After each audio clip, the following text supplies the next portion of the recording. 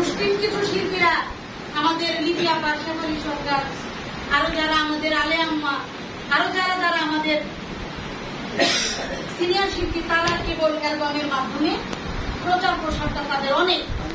তখন আমার এতটা প্রচার প্রসার ছিল। যাই হোক, ওই অ্যালবামটা করছে, আমাকে তো টাকা দেয়ই নাই। ওনার মাধ্যমে আমি বাংলাদেশ বেতারে একটা অডিশন দিলাম। অডিশনে আমি পাশ করলাম এবং সর্বপ্রথম কিন্তু রেডিও অফিসের যারা বিচারক মন্ডলী তারা কিন্তু সি গ্রেড করে, কিন্তু আমাকে সর্বপ্রথমই তারা বি গ্রেড। এই কাগজটা, এই ঠিকানাটা ছিল আরিফজান সাহেবের বাড়ির ঠিকানা। আমাকে বলছে যে তোরা যদি ওনারা জিজ্ঞেস করে তোর উস্তাদকে যদি বলিস আমি বলছি।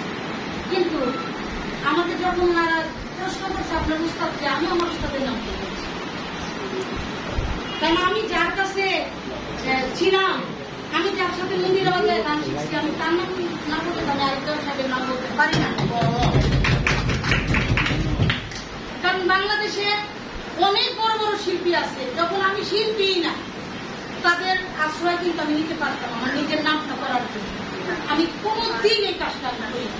আমার উস্তাদরা অনেকে দেখছেও, অনেকে চিনেও না, অনেকে নামই জানেন। তাই বলে যে তাকে আমি আমার উস্তাদ খাতা থেকে বঞ্চিত করবো, ব্যাপারটা কেউ উনাকে উস্তাদ না বলার কারণে উনি আমাকে সেই রেডিওতে যে আমি পাস করলাম সেই কাগজটা আমাকে আজও পর্যন্ত দেয় না। সে কাগজটা আমাকে দেওয়া হয় নাই। আমি নতুন করে 2017-তে রেডিওতে আমি আবার এখানে অডিশন দিয়ে আমি পাস করছি। আপনার সাথে, আরিফজান সাহেবের সাথে আমার সাথে একপালা গান হয়েছিল কেরানীগঞ্জ,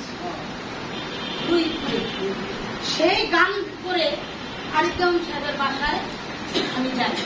আরিফজান সাহেব আমার কাছে একটা হারমোনিয়াম বিক্রি করার কথা, আমার বলছে তুই গান গাইলে একবার এত টাকা দিতে পারবি না। 2008 সনে 25-30 হাজার টাকা কিন্তু কম টাকা। শিল্পীদের বায়না বাড়ছে একমাত্র 2010 সনের পরে থেকে। এর আগের থেকে শিল্পীদের কোনো বায়না এত ছিল না। আর আমার বায়না কয় টাকাই হইতে পারে, তাহলে আমার 25,000 টাকা 30,000 টাকা দিতে তো আমার 1 বছর গান গায়ে দিতে তাও তো হইব কিনা সন্দেহ। তো যাই হোক, এখানে আপনাদের সাথে গান করে আমি 25টা পাইছি। ওই লোকজনে যা দিচ্ছে এখান থেকে সব মিলাই আমার কাছে আরো 2-3 রাত্রের গান মিলে আমার কাছে 16,000 টাকা। গাড়ির দাম করতেছে, তুই তো হারমোনিয়ামটা কিনবি, আমি একটা গাড়ির জন্য কিছু অ্যাডভান্স করবো, তোর কাছে টাকা আছে। আমি ওই সিপা থেকে টাকা ফুরাইয়া আমি সব মিলে 16,000 টাকা ওনার হাতে, 16,000 টাকা নিচ্ছে। আজ পর্যন্ত সে টাকাটা আমাকে দেওয়া হয়, আজ পর্যন্ত দেওয়া হয় নাই। এবং কি হারমোনিয়াম তো আমার চতুর্গোষ্ঠীর মাথার উপরে দিয়েই দিচ্ছে হারমোনিয়াম। তো এরপরে ওনার সাথে চলাকালীন আমি যতগুলি উনি আমাকে গান করাইছে, কোনো গান থেকে আমাকে একটা পয়সা হতো। কিন্তু আমি ওনার পিছনে পিছনে ঘুরছি কেন? যদি ওনাদের সাথে যাই আমি আমার যদি কেউ একটু ডাকবে, তাহলে আমার তো পরিচয় হওয়ার মতো কোনো ওয়ে নাই। একটা মানুষের মাধ্যমে এগুলো লাদাই নাই। সর্বশেষ আমার মা যখন অসুস্থ হয়, তখন আমার বড় মেয়েটা 2 বছর, ওনার সাথে গান করতে গেলাম। যমুনা সেতুটা আছে না, যমুনা সেতুর নিচে দিয়ে কিন্তু এই পারে দিয়ে একটা অনেক বড় রিসোর্ট আছে, ওখানে অনেক ফরেনিয়াররা আসে, ওখানে প্রোগ্রামে গেলাম।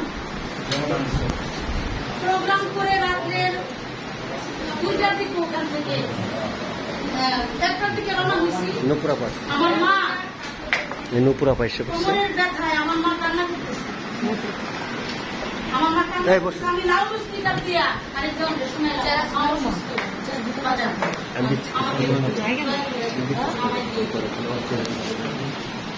ওনার কাছে তো মিনিমাম একদম নিজের পক্ষে 100 গানের টাকা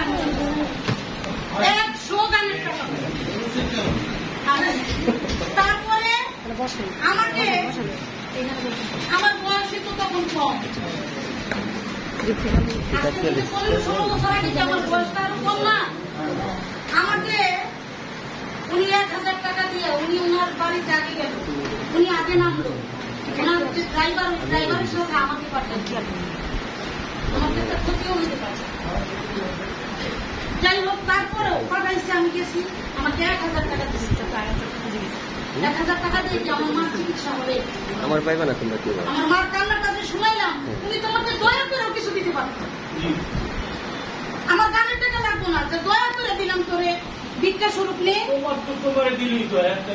না, আমার তো নাই দিল, আমি নইলে ওনার সাথে স্বার্থের জন্য করছি, আমার পরিচয় হওয়ার জন্য।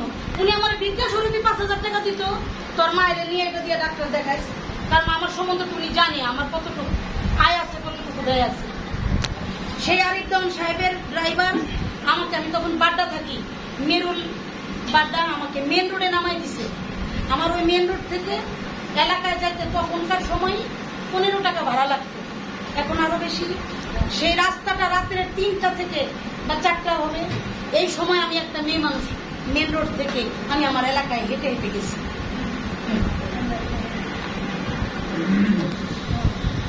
আমি হেঁটে হেঁটে গেছি, তার কাছ থেকে এতটুকু সহযোগিতা পাই নাই।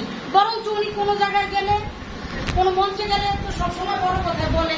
আমার কাকা তো বলছে যে উনি প্রায় সিনেমায় বলে না, উনি প্রায় না, উনি সব মঞ্চেই বলেন।